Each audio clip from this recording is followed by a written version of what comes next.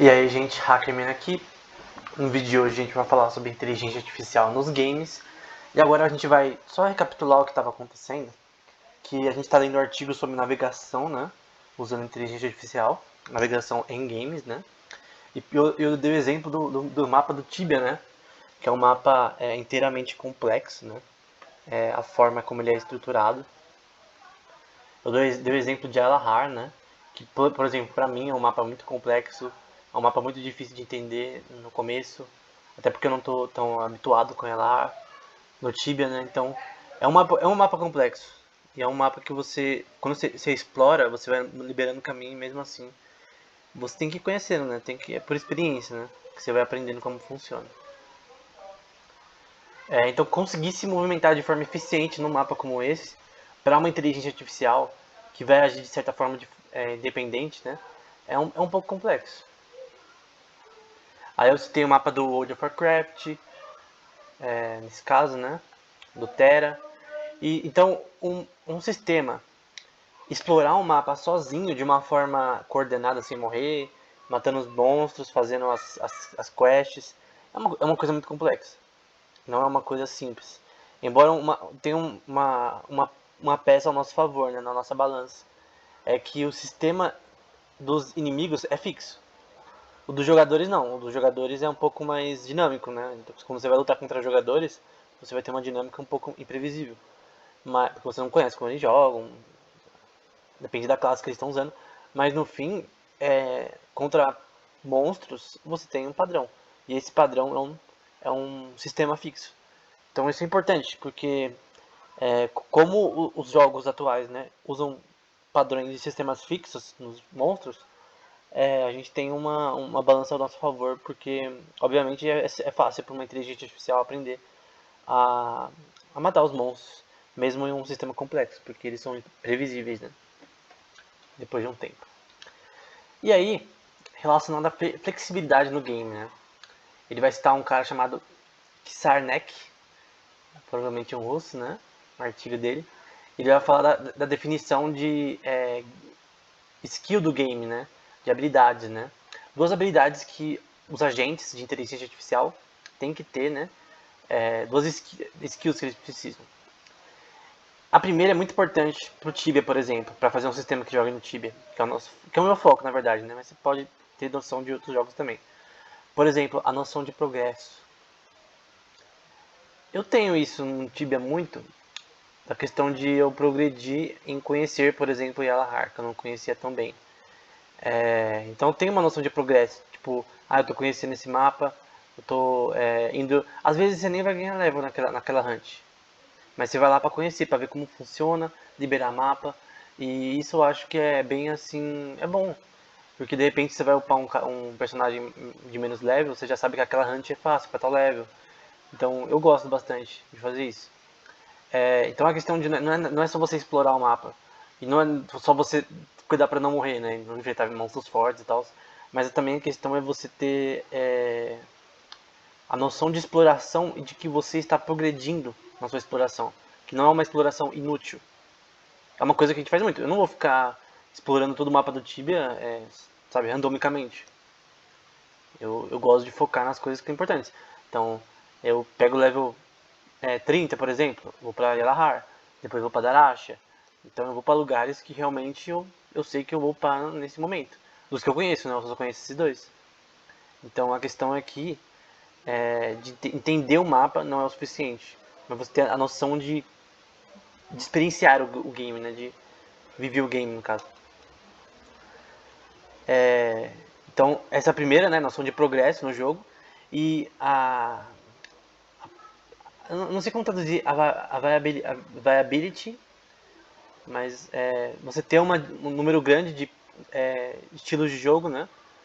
Para no seu, na sua, no seu repet, eu não sei como falar. Eu não vou falar esse francês aqui, mas enfim, você tem várias formas de jogo, né? Várias formas estratégicas de jogar. No caso do Tibia, você pode entender isso como a sua classe.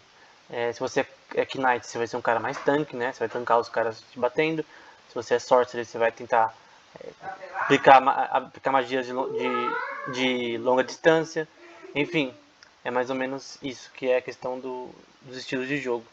Então a noção de progresso e você ter a seu dispor várias formas de jogar, né? Não só as que o jogo permite, mas que você cria também. No League of Legends eu vejo muito isso.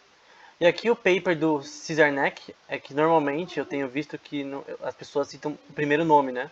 Aqui ele só citou o primeiro nome, mas não significa que ele é a primeira pessoa. Opa! Aqui citou o primeiro nome, mas não significa que ele é a única pessoa que pesquisou, né? Normalmente, para citar artigo, eles citam a primeira pessoa que está na capa, né? Nesse caso, esses caras aí da DeepMind, tanto de Londres quanto de Paris. E eles falaram, tá citando nesse caso aqui esse paper, né?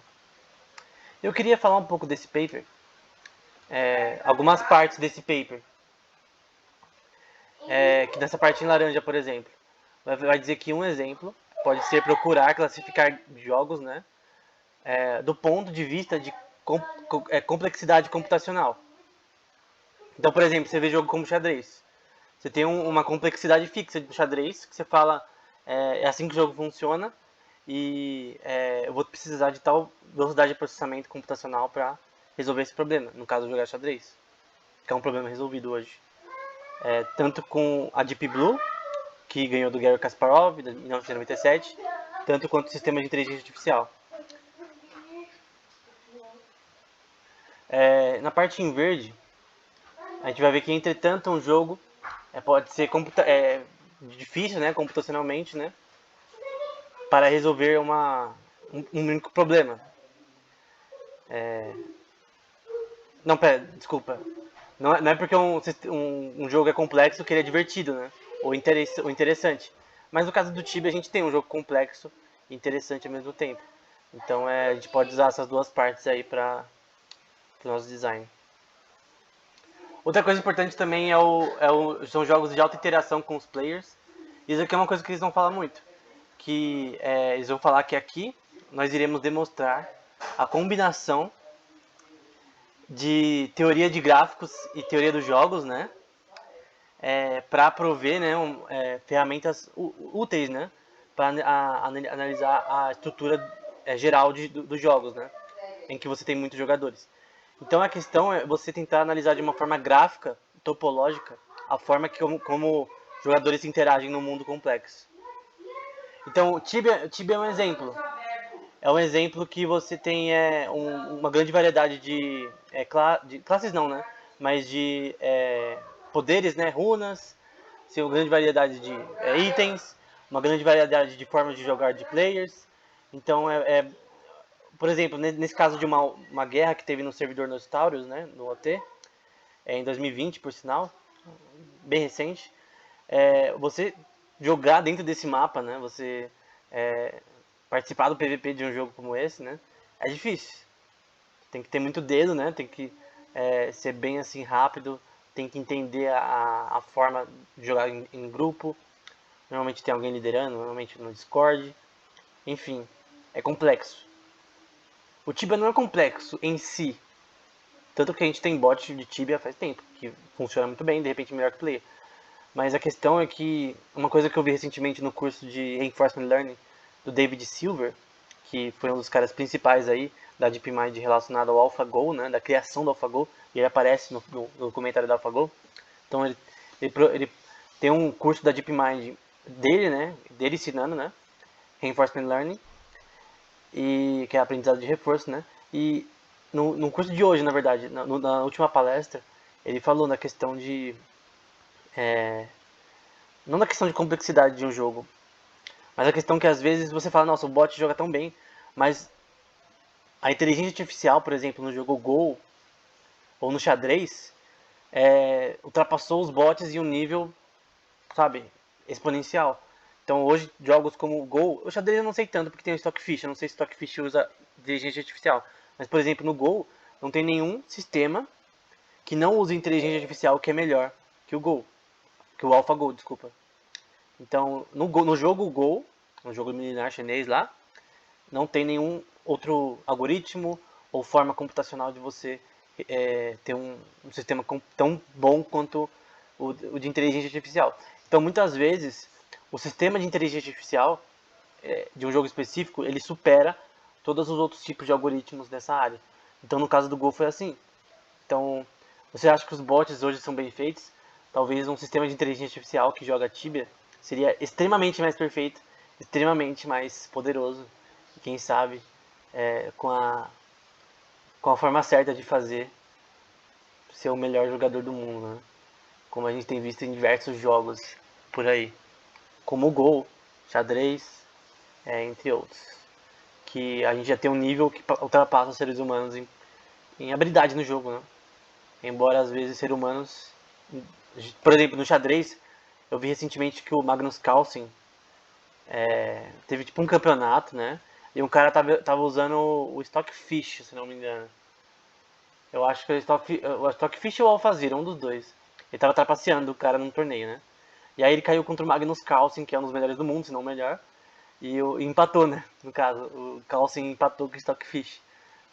Empatou com a melhor máquina do mundo, né? Enfim, pode ganhar, perder, enfim, mas no geral ultrapassa o nível de ser humano. A inteligência, sistemas de inteligência artificial no xadrez, no Go, no StarCraft e no Dota 2. Então, no Tibia, não, eu não acho que o Tibia é complexo, por causa que tem um mapa e tem a questão de exploração. Não é um game fechado, um sistema fechado como as outras opções mais antigas. Então eu não vejo nenhum programa atualmente explorando algo tão amplo, né? Então eu acho que a complexidade do Tibia é essa, né? Você ter um número de coisas para fazer sabe, bastante coisa. Você tem que viajar para outras cidades, tem que explorar essas cidades, tem que explorar caves, e às vezes as coisas não são tão simples quanto parece no Tibia. Enfim, espero que esse vídeo tenha sido útil. Até o próximo.